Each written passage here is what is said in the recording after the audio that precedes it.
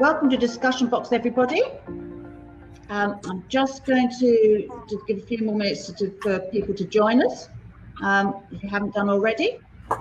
Today we've got a live round table with our excellent panel of experts, highly respected people. So we've got viewers joining us. Thank you and welcome. Today our live round table is driving efficiency and resilience by leveraging intelligent automation. And we're discussing generally business continuity and resilience in our current uncertain times and how businesses are adapting and to the changes. Businesses worldwide, without doubt, are facing massive change. And it's not just driven by the COVID-19 pandemic, it's also shifts in supply and demand, and the working environment has significantly altered, which means companies are having to address their capabilities in terms of adapting to a more remote mobile workforce. And this is where intelligent automation and relevant technology comes to the fore. And it's the core of transforming a business and helping you to evolve and adapt and plan for these sort of types of emergencies and contingency plans quickly and efficiently. Today I am joined by my panel of experts. I have Rachel Brennan from Bizaji, Jason Martindale from Symphony, Chris Dudridge from UiPath, Matta Valletta from SCORE, and Frank Casal from the Institute for Robotic Process Automation and Artificial Intelligence. So I'm just going to hand over to each of my panel to ask them to introduce themselves a little bit further. And we can start with Rachel, please. Hello, everybody. Thank you for joining us.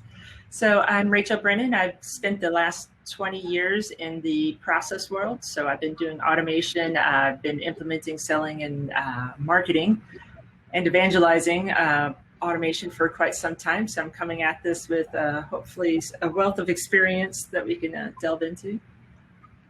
Fantastic, thank you. Jason. Jason, we seem to have lost your sound, Jason. I was just testing you there, Ali. Good morning, everybody. Jason Martindale. Thank you very much. At least we got that test out the way. Yeah. Just to see your face. Yeah, good morning, everybody.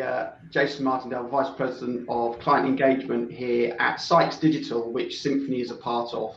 My background's based on some 20 odd years in tech-enabled transformation, helping organizations deploy, innovative solutions, and obviously in the past number of years, intelligent automation solutions. So really deploying those at scale to really focus on large, significant business outcomes. So yeah, very much looking forward to the conversation this morning with the panel and obviously the rest of the audience. And Chris. Morning, everybody. Chris Dudridge, Managing Director and AVP of the UK and Ireland for UiPath.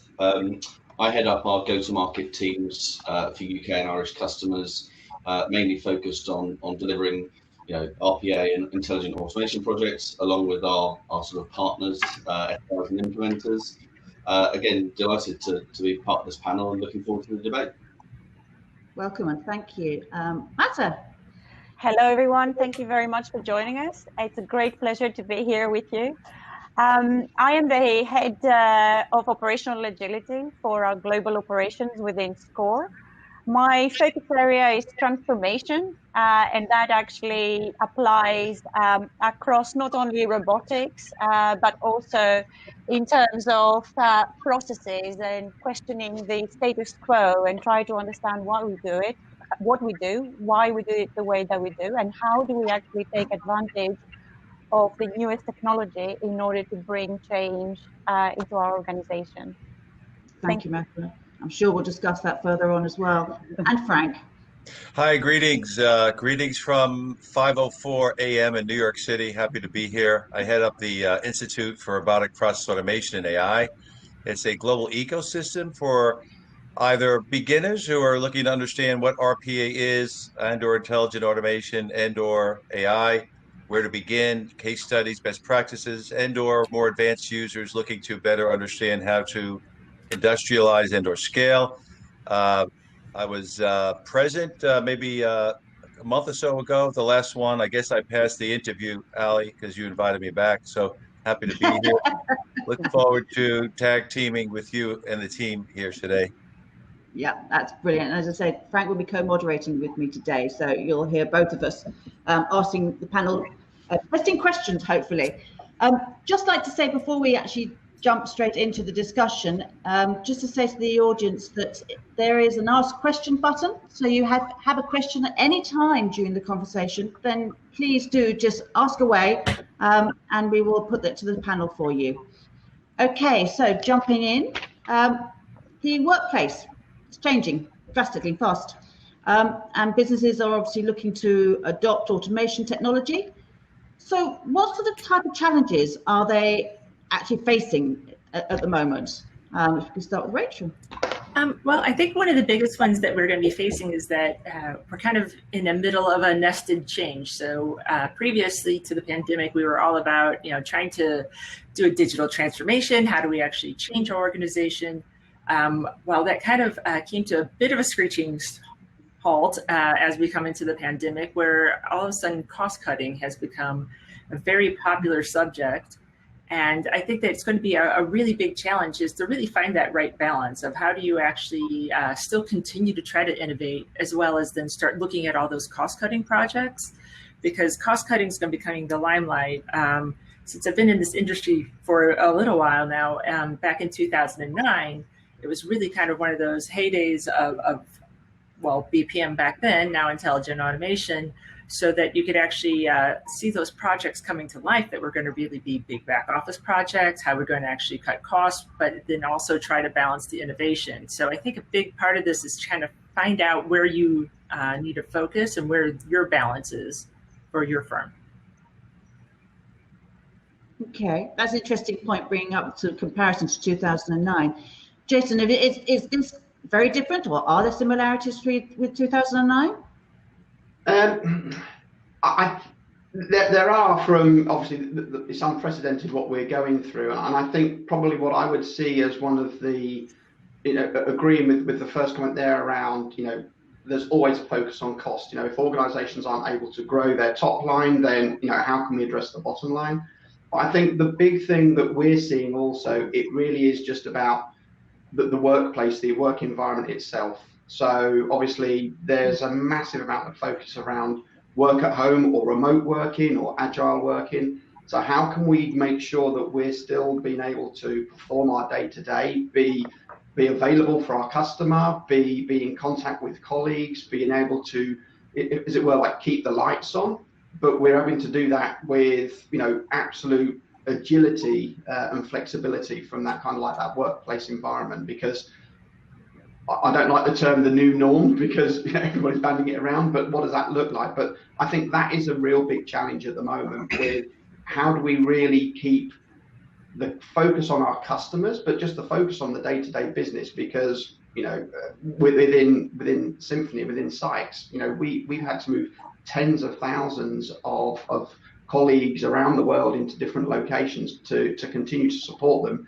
because the locations they were in just aren't possibly possible and available to be used. So that work from home and the workforce agility and flexibility, how can we keep them focused on the day-to-day, but doing that from remote locations? And that's definitely where we're seeing with organizations who are already on the journey of intelligent automation, that's definitely been able to help and ease that, but it's still a big challenge. Okay. I've seen all of you nodding. Please do just jump into the conversation. Don't wait for me to ask or for Frank to ask, so just jump in. Chris, I know I've just seen you nodding away quite a bit there. The synergy with what Jason's saying there from your point of view? Absolutely. I think from our perspective, kind of maybe going back to the initial challenges, businesses are trying to maintain their focus on servicing their customers to the best of their ability. Ultimately that is the biggest priority that people have. But of course, the challenges they're facing is around, huge scale cost cutting. And that of course includes, budget within the business for anything other than servicing their main BAU priorities. One of the encouraging things that we've seen is for those businesses that have already developed a strong strategy to deliver intelligent automation, RPA, or essentially any connected technology which will enhance that ability to service their customers from wherever their people are. We're seeing that those budgets are being maintained, and in fact, actually, funds are being diverted into focusing on these projects. That's very encouraging for us, but the reason for it is because actually the ROI that organizations are looking for and the agility that's needed needs to have a very, very quick payback at the moment. Otherwise, it will get pushed into a future investment option. So for me, I think the challenge very much falls back to the strategy. For businesses developed and understood what they're trying to ultimately achieve, and that they validate that benefits their BAU operations. I think it presents both a challenge and an opportunity to showcase where all of the connected technologies can accelerate the outcomes for customers, bottom line, top line growth, and ultimately just ensuring the employees that are required to deliver that objective can access the systems, the infrastructures, the data that's necessary to perform their task from wherever they may be. And Ali, if I may, we're seeing within our network a slightly more multi-dimensional type scenario, meaning there are, I would net it out to three. One is the company scenario that you described, meaning, let's say revenue, customer base disrupted. So let's say a chain of hotels, right? And that is the most common scenario described, because that is, I would say that is the most dramatic and creates the biggest challenge. However, we're seeing two others. One is where there's no revenue disruption, but there's just plain old-fashioned operational disruption, maybe going from on-site to off-site employees and things along those lines. And then the third one we're seeing is enterprises out there whose business is there's one I spoke to recently that their monthly activities doubled. So if you're a hotel chain versus Zoom or Amazon, in every case we're seeing a need to revisit how to deploy these technologies. Rachel, I'm curious if you've seen any of those other scenarios within your client base, or how does one leverage some of the more recent advances, whether your business increases or decreases? Well, I think we should hand that directly to Mata, since that's one of the things that they are handling right now. So she's definitely the best one to talk about that. Okay. So this is a really, really interesting perspective and a really good question, Fran. Thank you. I can't speak from the sort of hospitality industry, because we're focusing primarily on reinsurance, insurance, financial services. Right. But picking up on what Jason mentioned previously, agility has become a core component, a core capability that we need to increase. So we're talking a lot about automation, artificial intelligence, big data. It's extremely important. But how do we actually focus our investment when it really matters and where it will make a huge difference? And how do we start defining smaller MVP deliverables that would actually start bringing a huge positive impact to how we operate, without necessarily look at the overall, a huge system is going to be implemented, it's going to be operational in 3 years' time, and that then it's going to be bringing us the ROI that was expected. We started actually shifting the attention and to try to identify what are the core things that we do. What is the client expectation, and how this expectation has changed over this unprecedented period? What are the things that we really want to continue doing, and what are the things that we need to stop? And out of the things that we really want to continue doing, how do we bring automation in order to do them better, faster, with a better impact to the client? And I think that where I've seen the big shift from my perspective is actually trying to define those short, agile ways of actually leveraging on all the amazing technology that we have in place, or could be implemented within the organization in order to bring quick results. So it's not a matter necessarily only on cost cutting is one thing in terms of general cost cutting, but the whole industry is still trying to estimate what is the real financial impact of COVID-19, right? We don't have, it's very new. We know that industries like hospitality have suffered immensely. We know that financial services, of course, there's a huge impact, but we don't know exactly what the impact is. What we're trying to do is actually segment the areas that we know that we can start investing wisely and actually proceed that way in smaller chunks rather than huge implementations of systems and solutions. I don't know whether you have seen this also through your experience. No, absolutely. I'm curious, Jason, within the companies that you're helping, just beyond the cost save scenario, just needing to respond, maybe to minimize disruption operationally, to redeploy workers, regardless of business going up or down. How do you see that playing out? Yeah, I think this change that we're going through and how businesses are just trying to flex, this is going to go on for, this is shaping the way we're all going to be moving forward, definitely. What we have seen is those organizations who in their in rolling out their strategy to adopt technologies, and obviously within that we include intelligent automation. It will then spread into other technologies and capabilities where they can digitize, in the broadest term, operations. Being able to flex and being able to accommodate, as we've talked about, the working from home scenarios, but being able to keep what I'd call like the baseline of the operation running, so it's keeping the lights on and we're keeping engaged. We're then being able to act and react more in a much more agile way, particularly as you touched on, Frank, with transaction volumes. We're seeing a lot of clients where overnight, whether it be because of government legislation or schemes, particularly here in the UK domestic market, certain sectors' volumes of activity have just tripled overnight. Now, even though they've got a lot of automation within those operations, that still stresses the business incredibly so. I think on a broader point, what it's definitely doing is really bringing the digital transformation agenda away from probably more than what I would call like a technology kind of discussion and a focus area. It is bringing it really central to how now organizations are thinking about themselves. What does our workplace need to look like? How are we going to engage with our customers? How are we going to leverage technologies? How are we going to make sure that we're compliant? How are we going to make sure that we're secure, that our infrastructure is secure? I think Chris touched on that earlier. But what it is doing is definitely making it a real front and center topic now that we're seeing, and it's not just being viewed as, how can we embrace technology and how can we look at, technology to take our business forward. It's becoming much more about, as I see it, like the lifeblood of the business now. How do we really keep delivering on our promises to our customers today, making sure that we're available, but then embracing other technologies so that we can continue to grow, continue our journey of all the things that we've got in our strategy and how we're going to differentiate in the market and those types of things.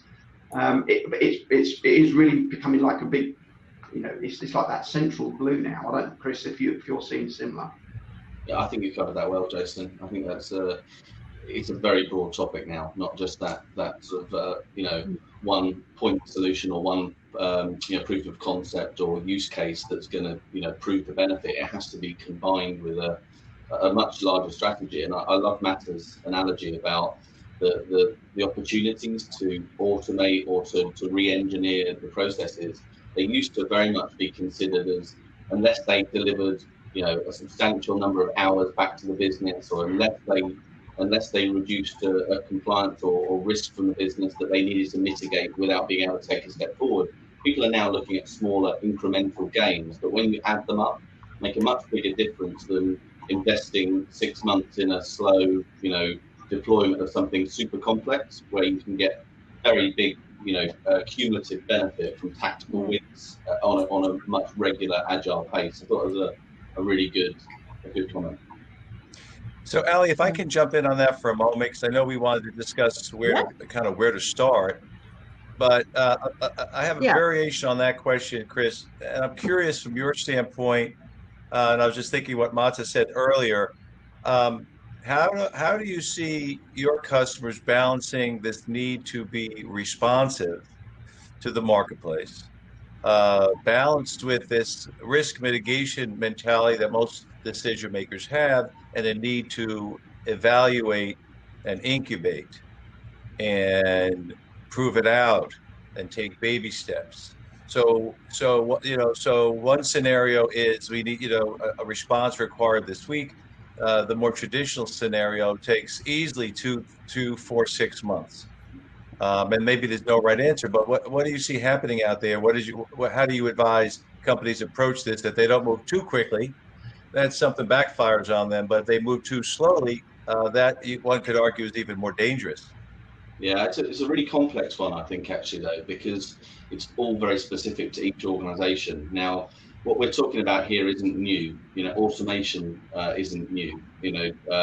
Transforming infrastructures and delivering, technologies to advance customer experience or, internal revenue delivery. These are not new concepts. But the maturity of each customer influences how quickly that they can move to adapt to what's being forced upon them by this, everyone's got to go home. Oh, crap. Well, I don't have a laptop, right? There's so much depth to that statement that it would be impossible to cover this off quickly. But what I'd say is that the market has moved really quickly to give those companies options. And it really is something I almost appeal to every organization to have an honest reflection on their own maturity about where they can start. And the good thing is there's many organizations, on this call and outside of this arena that have geared up to deliver flavors of their offerings that can support everyone at their different scale. We've got organizations that have been delivering intelligent automation for 5+ years now. They have formed established centers of excellence, federated across the globe, that can deliver very quick benefit with their own skill set. And then on the other side, we've got people that have just been woken up by this issue, where they've been forced to thinking about what their options are. Now, there's two ways that can go. One is that they can strap on their shield and their sword in the morning and just go off and try and tackle it themselves. Because if you believe our content and you believe the content of the world, there is a way to get this delivered yourself, with sort of baby steps, but ultimately build your own view on delivering automation or delivering, digital transformation within your business with your own skill set. But of course, that does not deliver quick results, because people will have to face all of the challenges themselves and will make a lot of mistakes that they'll learn from. However, the way of mitigating that at the moment is working with partners who have built flavors of their technology offerings. And they're not just one technology, it's all of our technologies and every connected technology that can appeal to each organization within every different industry sector. And they can deliver a myriad of different things. Augmentation of the entire deliverables of a client to completely reignite their need to transform their systems, or actually to coach and guide them and enable them to take the baton as quickly as they are able to either hire in or develop their own skills to take that forward. That's frankly, that's always the best outcome, because they're the subject matter experts of their business. But it's risk balancing, because if you cannot afford to keep paying for consultancy, let's say, to ad infinitum for every year, it's always someone else's problem, then that will always be something that you don't get the most benefit out of. Whereas most of our organizations are actually quite happy to democratize the skills and to teach people to then take that forward, because we'll then be focused on the next organization that needs to have that very fast ramp and very steep ramp to deliver what they need to. So, sorry, long answer, but ultimately there are options based on maturity of each of those organizations. Chris, may I just add something to this, because I think it's a really, really interesting point. I think that we also need to consider the mindset and the change within the mindset, because not every organization, especially within financial services, you don't have this agility in terms of mindset of people. And in order to deliver fast, something that would actually make or break, well, first of all, you need to have an open mind and say, okay, failure is just another step to success. So you need to be able to admit that. But at the same time, you need to have the buy-in, the engagement and the commitment, both from an internal perspective, but also from your partners, the chosen partners that you're going to be delivering whatever solution you want to deliver. And I find that the change of mindset through these times could be accelerated, but at the same time, you could have a number of blockers. And that could have a huge impact to whatever you're looking to deliver, especially if you're looking to deliver something really fast. Think about, the waterfall approach, which is something that, most organizations would actually follow, versus a more agile approach, which is a lot more about collaboration, working together with the business, ensuring that everybody follows the right steps to go to the end deliverable. That is a very big point that has started surfacing, and I think that, I don't know whether you guys have seen it with your perspective within your organization as prospective clients, but I very much feel it within the organization. Okay, just like to say, just to jump in, sorry guys, a great conversation. Just to say to the audience that great to have you with us. Do ask any questions through Ask the Question button. We have some questions coming in, but if you have a question you'd like to ask the panel at any time, then please do just jump in. Chris, I just want to come back to something that you highlighted, and I know we're jumping around a little bit, but you're talking about the skills and the skill sets. It's quite a major factor at the moment, in that companies are experiencing big gaps in their skills. Yeah, you're working me hard this morning. I've really got to try and use my brain, which is a change. But yeah, I mean, it's a big topic. I think just picking up on what Massa said a moment ago as well. I think starting with the first, again, a bit of an elephant in the room, is the truce that's required between IT and the business as well, that's required to kind of follow on from that comment. Because, with many intelligent automation projects, they're born out of subject matter experts that can see an opportunity to transform, their own environment. That might not be end to end, of every business, part of their business operations, but it could be around, the area that they are implicitly clear on. But if there's any blockers in the way, of actually delivering that from a technology standpoint, or just people that aren't empowered to go and make decisions like this, that's the first thing, just to follow on from that I think ultimately is a challenge that needs to be resolved. So, it's a plea to the industry to work together to try and find a way of doing that.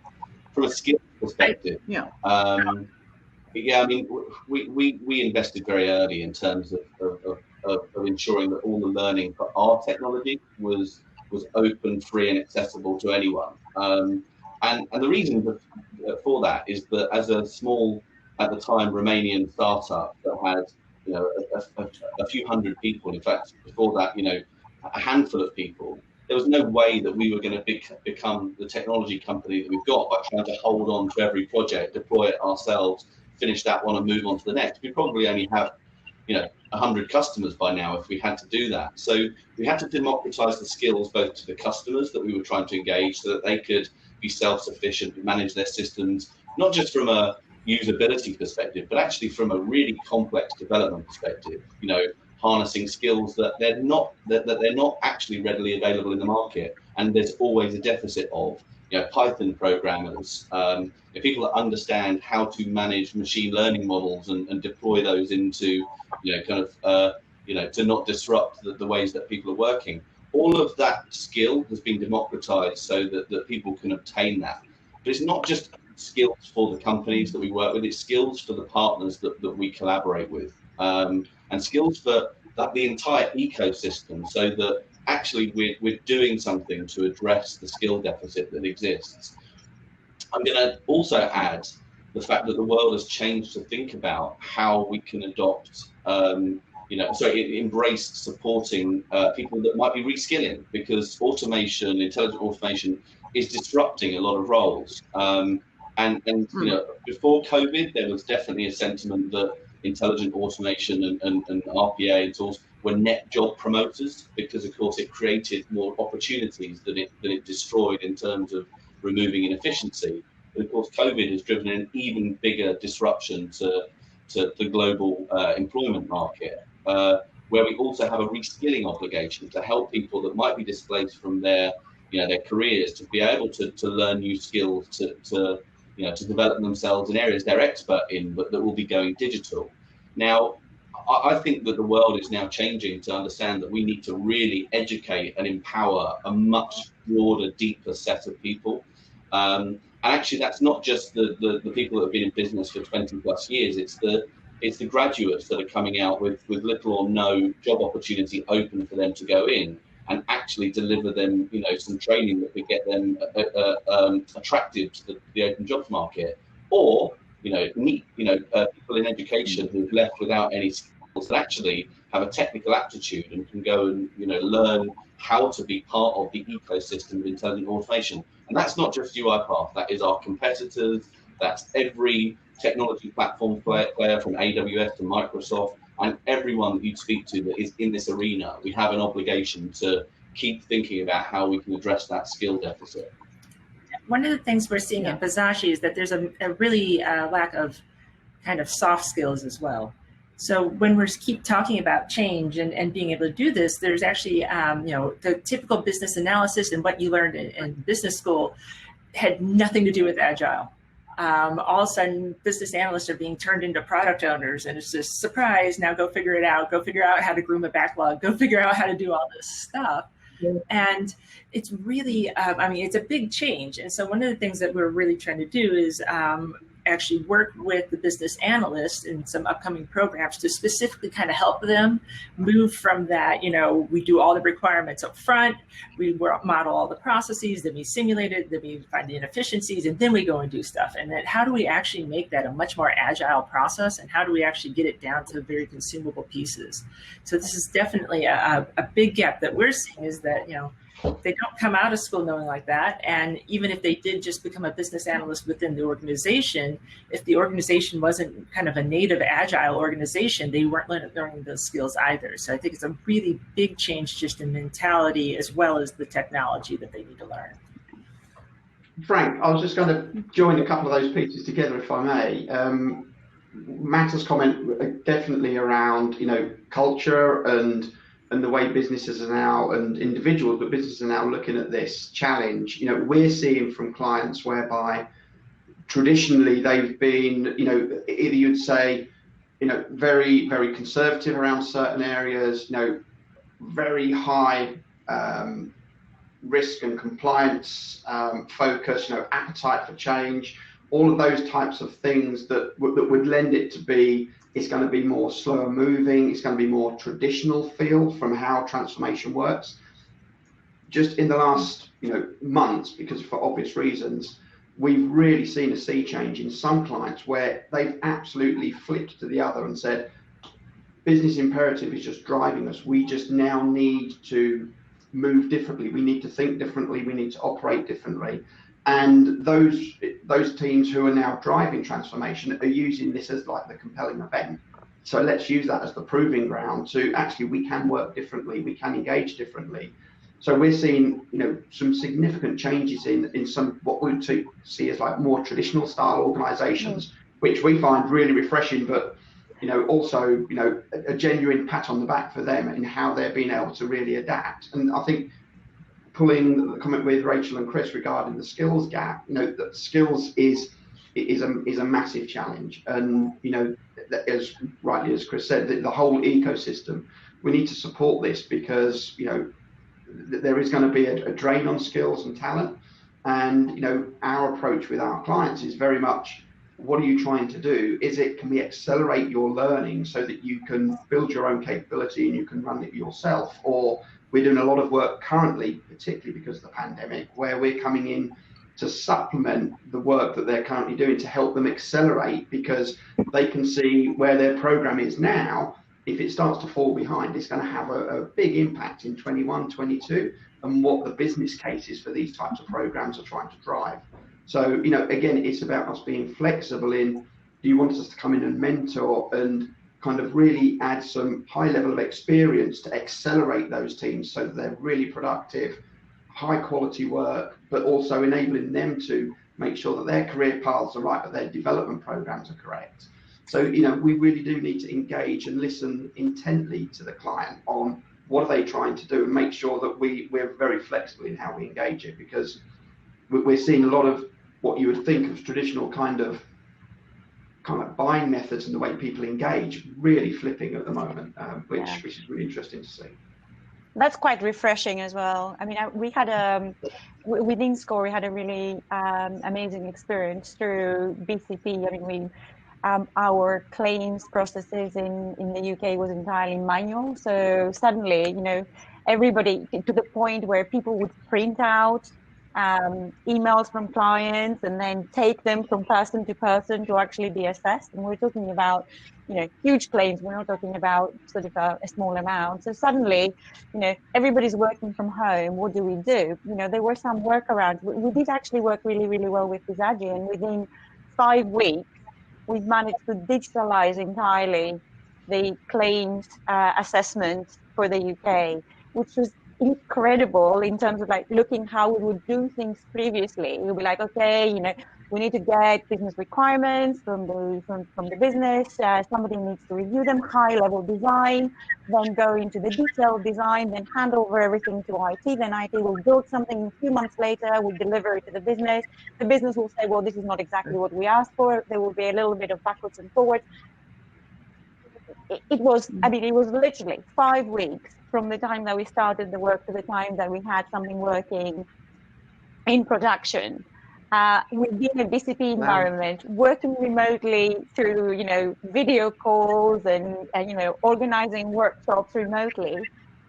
And it worked, of course, in terms of preparation, getting people ready to be able to adopt and adapt the new way of working, even teaching them how do you actually hold effective remote workshops, because even this could be a bit of a disaster. If you have a number of different components and you try to get them all together to discuss remotely, it could be quite challenging, but it's a step at a time. And I think it's great to be able to see how there are positive impacts through a bad situation. It could actually be an accelerator, both in terms of adopting new technologies, but also in terms of rethinking the way that we operate. The common denominator we're seeing within our network, I'm curious, Jason and Rachel, how I would think you would agree, but the common denominator we're seeing with those that are truly being responsive and those that are still struggling is they're not doing this on their own. So they may go with, let's say, UiPath, but they're not going to sit there and say, okay, let's do some POCs, let's start training some people, let's shop this around and walk the halls. That's 6 to 12 months. That's the old way. I'm thinking that they're going to bring in maybe a Symphony to help advise or create a roadmap, or they'll bring in a Visagie. It'll de-risk it for them because you can show up and there's no way there's a 5-week case study without a third party. Do you agree, Mata? Just the reality of getting it done. This is entirely my experience as well, and I think I will pick up again what both Jason and Chris mentioned in terms of upskilling people through the partnerships that you create. Right. This is so important, but also you need to have this strong partnership. You can't do this alone. You can't change, regardless of having the best intentions and the best will in the world and the best people. You need the support of some of your external vendors to actually become a partner rather than just a vendor. Work together on upskilling people, work together in trying to identify gaps, work together in terms of even engaging with your internal resources, because at the end of the day, it will be the business that will help you identify, where do you have your bottlenecks? Where do you have areas that really require support?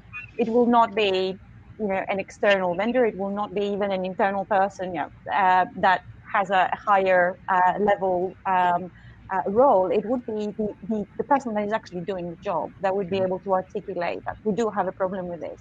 Again, like Chris mentioned, I think it was either Chris or Jason, sorry guys if I messed this up, but it's actually trying to segment it. You don't have to look at the end-to-end process and actually change the whole thing, but actually try to segment it in a way that then it can actually be rolled out and you can continue with the efficiencies. Thanks. Okay. Just a reminder to the audience to ask any questions. Loving the discussion today. It's been really brilliant. we have got questions coming in. Just click on the Ask the Question button and type in your question, and we can put that to the panel either throughout the conversation or during the Q&A, which comes up at the end of the discussion. Ali, is this when you say you either speak now or forever be silent? I think along those lines, yes, if you can get it in now, then yeah, you can lose your chance. I was trying to inject some humor, but I'm not very good at it. Thank you. It can be a heavy subject sometimes. I just wanted to touch on, I know a lot of businesses and companies have got existing systems and having to adapt and using the intelligent automation or automated technology. How are they adapting their own existing systems or to dealing with the challenges of actually bringing in a new system to or new application to what they've already got? Is that posing a big problem? I think it's sorry, off to you, Rachel. Okay, thank you.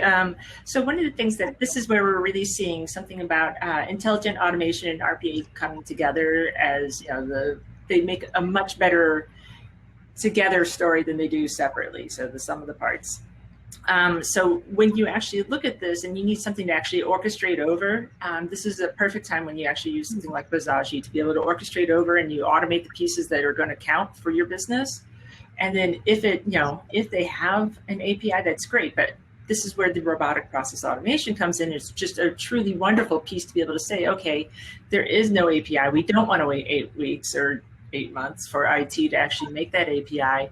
And how do we actually, get to that? And that's where the two of them come together and you're able to actually orchestrate over those legacy systems as well as integrate with them without having to do those, 1 year, if it's SAP, possibly 3-year projects to actually get some kind of changes, not to pick on them or anything. But it's really, it's a super great story to put them together and be able to actually achieve those 5-week projects. Yeah, that's exactly what I was going to say, Rachel. Remembering that with DPA and BPM and kind of intelligent automation, RPA, these tools aren't necessarily designed to remove the systems of record and the applications that are in place unless they are the problem themselves. It's actually about the agility that can deliver to.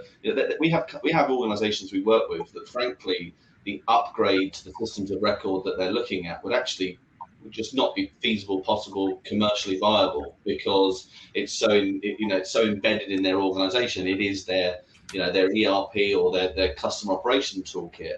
But it still doesn't give the customer experience that they require because, you imagine the amount of times you've been on the phone to people where they say, sorry, my system's running a bit slowly today, or, sorry, I can't, the system's down under maintenance. Sorry, you've been waiting on the call for 45 minutes and I can't help you. I mean, that has dramatic effects on CSAT, customer loyalty, retention, all of those different things.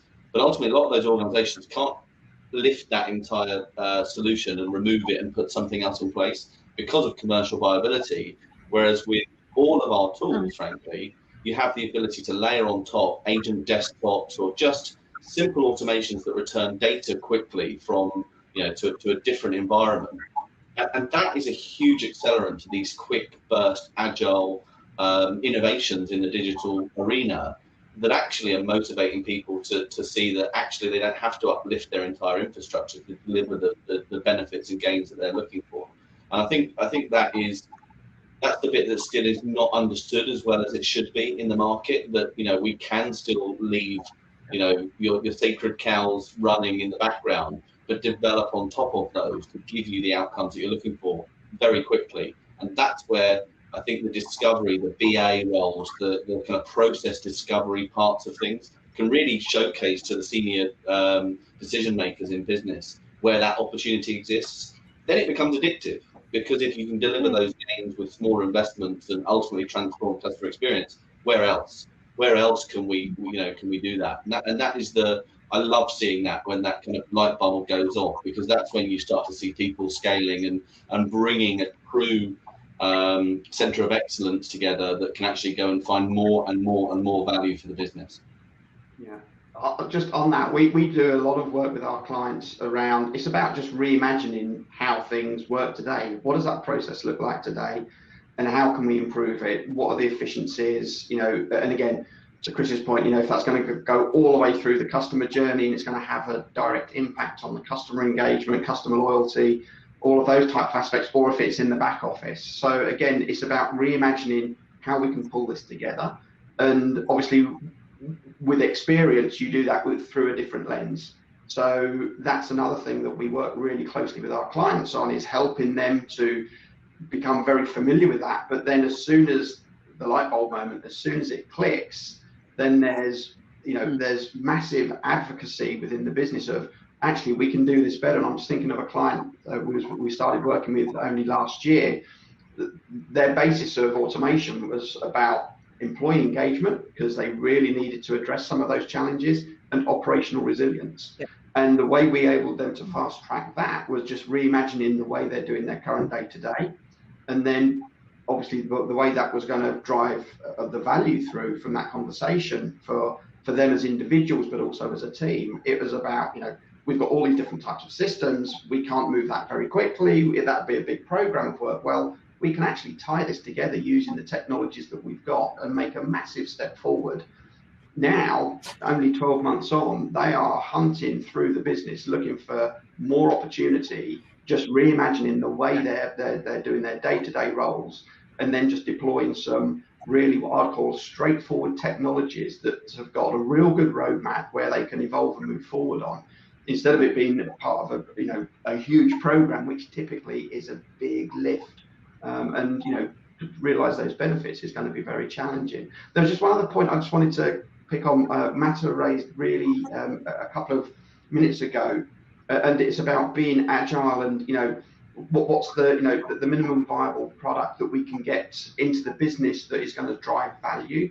So we focus a lot on that. Mm-hmm. So we have to be careful of quick wins versus the broader objectives of an automation program.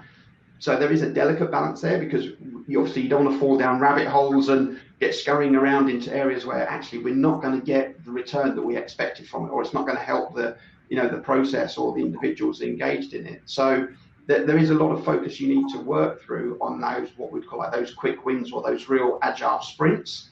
But again, we're doing that, as part of broader programs, particularly now because the pandemic is driving certain business behavior, but also it's adjusting priorities. So it's a really good point. I just wanted to come back on. It is all about, retaining focus on the strategy. How do we want our architecture to look like in years to come, and how our MVPs are actually impacting that, are actually helping us to reach the path of that we need to follow in order to get to the end state, or are we going down these rabbit holes, as you mentioned, Jason? Absolutely. Yeah, so one of the things that we're seeing is that doing a lot of process modeling and simulation really helps an organization automate where it counts. And my mother's going to love that I'm going to say this: just because you can doesn't always mean you should. It's a hard lesson to learn. Again, and it even applies to automation, is that, you really want to automate where it counts, but you also need to be really careful with those quick wins and those some of those digital band-aids. Yes, it might be painful, but it can actually cause problems further down. So being able to kind of do that due diligence within your organization to say, okay, if I change, here, is that going to cause me problems further down the road, or is that going to actually have some other implications? And is, replacing that step going to actually give me that return on investment? Is this going to actually save enough time or enough labor costs or something along those lines to be able to say, yes, this is actually worth automating? Because sometimes just documenting an exception is just perfectly fine. If it only happens once in a blue moon, don't spend the time on automating that, unless it's $1 million mistake. Let's go ahead and fix that one. But what we want to do is actually really kind of focus where it counts, and I think that's where business process analysis is really coming back into this, is being able to do it right this time, and being able to pick where to do it. But also, actually, and it's analyzed. So you mentioned about business process analysis, and I think this is another element that has changed immensely. Business process analysis and documentation used to be, let's create this sort of repository of all of our processes, and it's something that we have to do to tick a box, rather than something that we're actually using, and it's helping us make the right decisions and make the right changes through our business. And this is where this is changing entirely now. You do your process re-engineering and your process documentation in order to identify where you can bring in efficiencies, where you can start utilizing RPA solutions, AI, automation, not in order to create this huge repository of processes that nobody wants to go and have a look at because they change all the time, and it's just a manual work that somebody has to go and do in order to tick a box and say, yeah, from a risk perspective, we have our processes and have been reviewed, and the owner has just signed it. Yeah, I mean that clipboard work that was done by kind of working around is dissipated now, thankfully.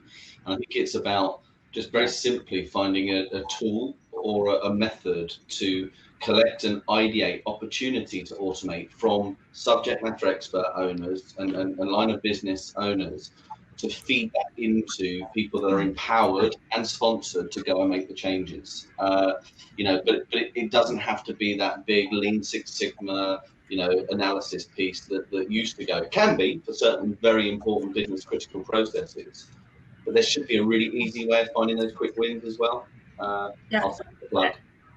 And nothing quite breeds success like actually proving your success. That's another beauty of actually taking that and doing a baseline, doing the simulation then of what's going to change, and actually show that this is the business value assessment of the return on this project.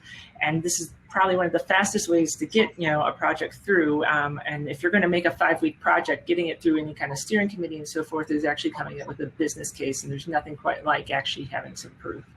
Yeah. We're also seeing significant difference in the results, the ROI, if you will, of RPA related or even intelligent automation related projects whereby it was more process led, meaning let's kind of baseline a process, let's optimize the process, and then lastly let's automate that process, as opposed to start with the technology, and then if the ROI is a bit weak, then just assume the technology was weak, if you will. And so I'm a big fan of what we here call process-led automation. I think most of you are as well. The other thing I would say about kind of a benefit, maybe a seemingly secondary benefit to automating, and what I think will ultimately be a primary benefit for many of us is, so think about this difference if you go back the last 20 years of documenting a process, and then the next 20 years of digitizing a process. There's no guesswork. There's no clipboard required. You have the analytics every day in real time. There's no human bias, right?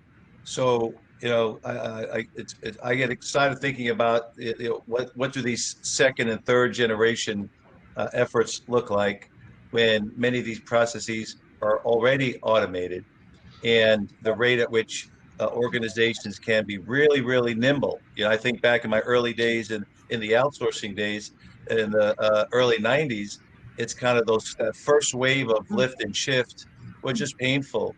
But once you got to a second or third generation deal, and they shifted from kind of clunky IT infrastructure deals to more sophisticated business process deals, I mean, they really, really took off. They really shifted to second and third gear. And I'm just curious, just from the panel weighing in, do you see that kind of moving forward, kind of this shift in emphasis toward process? And Rachel, you've already kind of weighed in on that, right?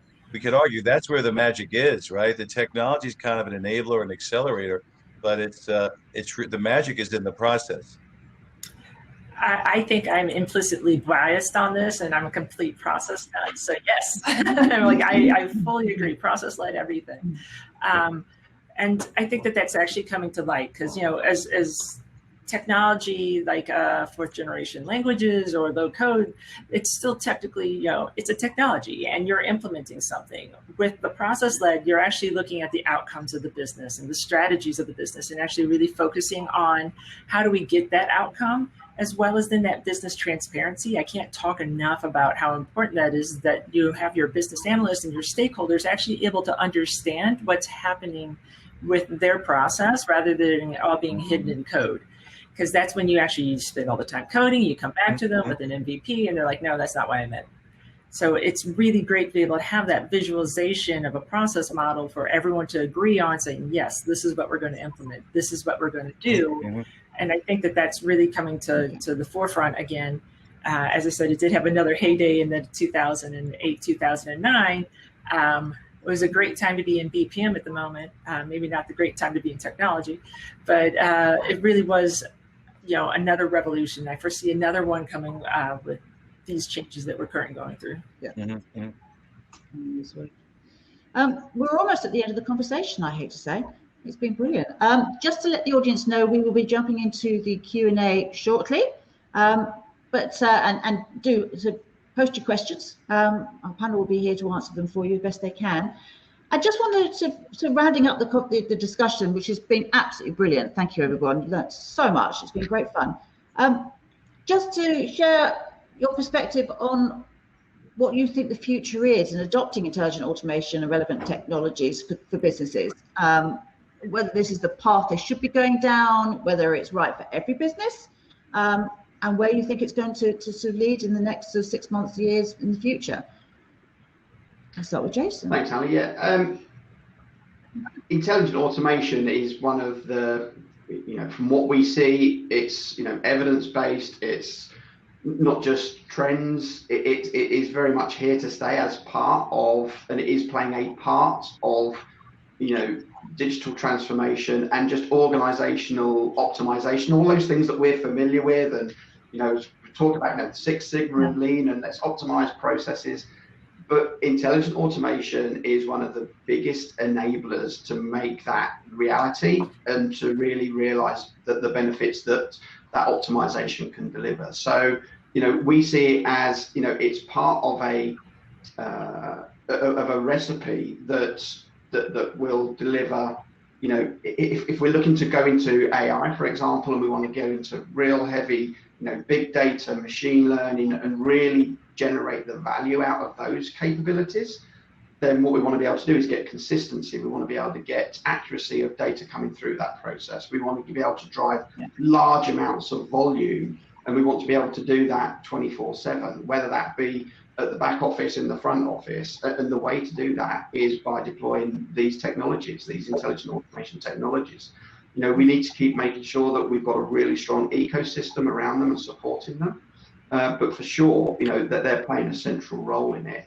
I think from a perspective of security and compliance, we've just seen over the recent years how automation again is being able to give more than a tick in the box, but giving real reassurance to organizations. And as the workforce and the workplace is really changing rapidly, where we need to be available 24/7 for our customers, we need to be available in all different locations, but we need to do that securely, we need to do that efficiently, we need to be consistent, we need to maintain our culture. Again, automation is playing a real role in being able to take away a lot of the effort that typically would be very frustrating, would challenge us in being able to be agile and move quickly. So, yes, you would expect us to say this because we're in the industry, but there's other technologies and other capabilities that automation is going to be able to drive businesses into and embrace, and then further generate value for themselves, for their customers. So, no, absolutely, it's more than just ticking boxes now. It really is becoming, the foundation of what businesses are building as part of their transformational programs. So the case of connecting the dots in a way. I think I'd agree with one of Jason's comments there, most definitely around employing AI, but really employing AI. Historically it's been an aspiration, and there are some amazing connected technologies which can be deployed in isolation, to do very clever things, but actually they're now becoming part and parcel of the business process. In heavily regulated in industries, insurance, banking, financial services, actually they've been early adopters of lots of these technologies, be it sentiment analysis of inbox, be it actual truly well-defined customer experience within their chatbots as a not a new technology, but something that's improving every day. If you look at our technology collisions that we have across the deployments we have, you can barely see the number of logos of the organizations that we've collaborated with where complementary AI technology is being deployed and is actually making a big difference. So I think that's going to definitely be a constant, and it won't ever really change. I think that we'll see more projects that are focused on reducing risk and increasing compliance. Historically, it was always about, accelerating a digital transformation project with some other benefits. It was about CSAT or employee satisfaction, and they were the primary motivators because they had the big ROI, hours back to business. They were a good headline to showcase at the board level to say, look what we've done. But actually, people, especially again in heavily regulated environments, are paranoid about breaches of compliance and code that they're just not adapting to be able to understand. We all saw the large bank in the UK that was fined a substantial amount of money because they didn't adjust to the way they needed to service their customers during the COVID crisis. And of course, actually, those that were using automation and logic to help their people service their customers better with those technologies avoided those things. And I'm sure no one wants to have a 7x, millions and millions of pounds fine for just breaking a process, essentially.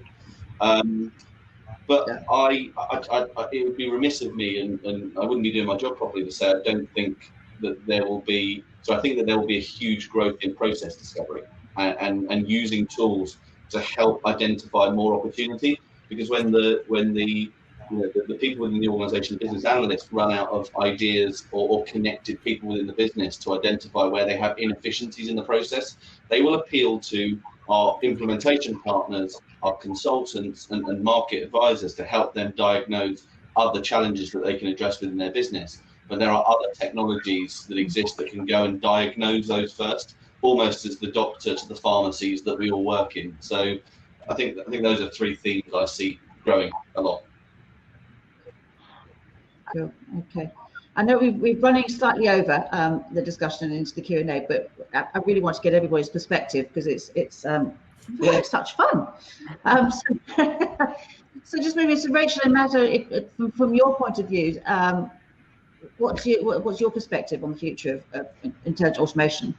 From my perspective, it's here to stay, right? It's here to stay, and it's extremely welcome. I think that it's a great enabler. I think we need to always remember that people and processes, business should be leading the change. Technology should be there to support and enable the change.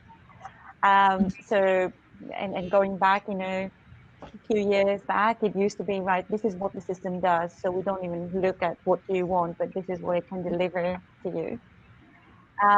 This is changing, but in terms of artificial intelligence, robotics, big data, I can't see a world without this getting stronger and stronger and stronger. So I'm sorry, Rachel, I will stop mumbling on. No, please. Well, I love that your use case that you guys have is fantastic. So I'm always happy to hear about it. So one of the things I see as far as the future is it's definitely here to stay. And once more, being biased, the process-led version of this is it's going to actually be the one that's going to tie that partnership between the IT and the business. And this is something that, it's not a rivalry. It's something that needs to be able to move together. And I'm hoping that this is going to be the turnaround because, we had workflow, we had BPM, we had BPMS. It's gone through a few iterations over the years. And I think that we finally have enough business-friendly tools, then enough technology to be able to actually make that marriage and hopefully get everyone moving at the same speed to be able to really make those big differences in the organization. And if that's right now where we're looking a little bit more on the how do I survive area, and then it can easily transform into how do I thrive. Ali, may I weigh in quickly? I know we're a little bit over, if I may. I'm just dying to weigh in on this. No. So think of it this way. We've seen this movie before so many times, right? So in the beginning, everybody's wondering if it's voodoo, and then you have the early adopters, and then you have the first wave of analysts saying it's really cool, and then it becomes so popular, the same analysts say it's dead, or there's maybe be careful. So I just see this every time. But if I think about, even if you relate back not too long ago to the cloud wave initially, if I think within our network, within 24 months, the discussion within our network globally was everyone questioning cloud? Does it really make sense? To 24 months later, we tracked it, that it seemed like almost everybody was embracing cloud computing. So it went from this kind of bizarre, exotic thing to pretty much accepted practice. That's one dimension of it. The other dimension of it is we'd be remiss if we didn't relate to this next generation of ventures, if you will. There's a lot of money going into a lot of organizations. As my colleague Chris knows, there's and congratulations to UiPath. But there's a new wave of enterprises. So if you think today of enterprises that are still working to get the cloud thing right, and then versus born in the cloud ventures, that they started that way from day one. It wasn't a major global bank trying to kind of compress all these layers and get their processes right, and having this, what I would call ball and chain of legacy that they have to continuously try to move beyond. That's a challenge for many large organizations. But so I envision, similar to the cloud scenario, I am quite comfortable predicting that automation goes from kind of maybe 6 years ago, nowhere to really everywhere, becomes common. People just stop asking. And then also you'll have this new wave of just like you're born in the cloud, you'll have organizations that are venture backed that were automated from day one. It wasn't shifting from analog to digital, it was digital from day one. And those organizations will have a significant competitive edge over the traditional players. Okay, interesting thoughts. So that's the end of the discussion. Thank you very much, everybody, for joining me, audience and my panel. It's been great fun. Enjoyed it thoroughly. We're now going to go to the Q&A. Some of the questions that I'm reading through are here on my screen at the moment, so I'm scrolling back down through them. We've actually answered quite a few of them already. But I do have a question from Artie, who's from a company called, she's the vice president of the company called Mizuho International Limited. I hope I've actually said that right. I probably haven't. But she's asking, in these uncertain times, are companies actually ready to invest in IVA projects? Actually, there's been some really great research on this by Bain, that it's going to be kind of how you're going into it. So how the firm is actually entering this particular recession is going to really answer that. Are they strong financially? Are they weak financially? Do they have a weak marketplace, or do they have a strong marketplace? And so if they're going in strong financially and strong in the market, then they are really posed to doing a lot of M&A, being able to proactively change things and actually really go after those advantages. Whereas if they're going in from a weak spot, they're going to be able to be aggressively cost cutting. So it really kind of depends on how you're going into this and the shape of your firm and the shape of your market. And so I think that, it's going to be kind of firm dependent and kind of industry dependent on if they're going to be ready to do these investments. Okay. How are you finding it at Symphony? So just following on from Rachel, really, it's all focused on why would we be looking to automate? What do we believe it's going to deliver for us? How is it aligned to where the business is going? Is the business on we see growth still, we're still strong in our market, but we don't want to be growing our cost base at the same exponential rate. So how can intelligent automation be deployed to help us with productivity and efficiencies? Versus we've got a lot of M&A activity in the past. We still need to consolidate that. So it is around the broadest term. It is around the business case, Ali, that we see in the marketplace. Let's not just automate for automation's sake, and let's not just deploy RPA for RPA's sake. These tools are really effective. They're really powerful, but they need to be aligned and embedded into the business so the business owns it, and it's going to give them the outcome that they're aspiring to achieve. So we work a lot with our clients in making sure we're really joining those dots up so that we know what the outcome needs to look like, and then we can work backwards of how we get there and make sure that we're deploying in the right areas. And then again, it comes down to the right business priorities. And it's what are those drivers? What are the levers that make us believe that automation can help us? And I think, as we've covered in the conversation this morning, there's an awful lot just because of the pandemic that we're seeing at the moment with regards to, you know, agile working, remote working, etc. So there's a lot of layers now that are building in, but we just need to make sure we're really clear of why we're doing it. But we're still seeing organizations who are starting the journey, investing in it, and we're seeing those organizations who are already down the journey further invest in it because the outcomes are, you know, making significant changes for the business. And once we define the why, we need to ask the question, which is, can we afford not to? Because this is another question that really will have a financial impact. So you may consider the situation right now at this moment, but what is the situation going to be like in 6 months' time or a year's time? If you have identified what you need to change and why you need to have automation, and you don't proceed in actually acquiring automation. Okay. I have a question actually, that other people do. The skills gap. I'm coming back to the skills gap and the issues that a lot of companies have in having the right skill set, the people with the right skill sets to adopt these technologies. A lot of companies out there at the moment, they've got a hold on recruitment costs because of the cost cutting aspects and things in the current pandemic. How are they going to address that skills gap if they haven't used the people they've actually already got in the company? Is it a case of retraining or is it a case of hands-on training within the companies? I think it's going to be a bit of both. So it's certainly, you know, the people within the organization have the subject matter expertise, and it's more of teaching them, you know, one of the things with Visagi, first and foremost, it is a business product. And so it is based on business process modeling notation. One of our founders is one of the founding members of the organization, to be able to make that standard. And the whole point of that standard is that it is understandable by the business, and being able to it wouldn't even be retraining. It's actually more of just, here's this visual language, and this is how it actually works, and this is how we move forward.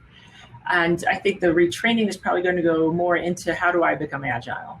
And there's not a lot out there on that. And I know I'm going to touch on that again, but there's a whole lot of information though on how to actually model your process. And this is something that's going to be, I think, more interesting to a lot of people within the organization.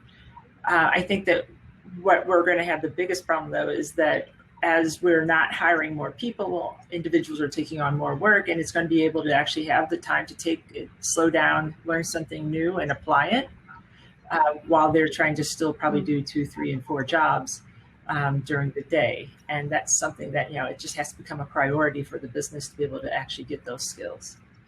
And again, this is the component where it could be a prioritization exercise in terms of where do you apply automation through the support of your partners, and then allow through the automation more time for people to start upscaling, because you need to find a way of actually saying, okay, if somebody is doing non-value add activities on a day-to-day basis, that could actually be taken over through robotics or any other digitalization. Why don't you actually proceed with this, even in a smaller chunk, and actually allow the time for people to start upscaling themselves in order to be able to support further initiatives? Okay. Thank you. Really appreciate that. Just going to wrap up now. Just to say to the audience who are with us that we've come to a close, come to the end of the discussion and the Q&A. There is a feedback form that will come up. If you could possibly to take part in that, be very much appreciated. I'd like to thank my panel. Thank you, Rachel, Jason, Chris, Matt, Frank. Very much enjoyed the discussion, and thank you very much for being with us. I'd like to thank our audience. It's been brilliant having you on board, and I hope you've enjoyed the discussion. And just to say goodbye to you all, and I hope stay safe. Thank you very much. Thank you, everybody. Bye-bye, everyone. Bye. Bye-bye.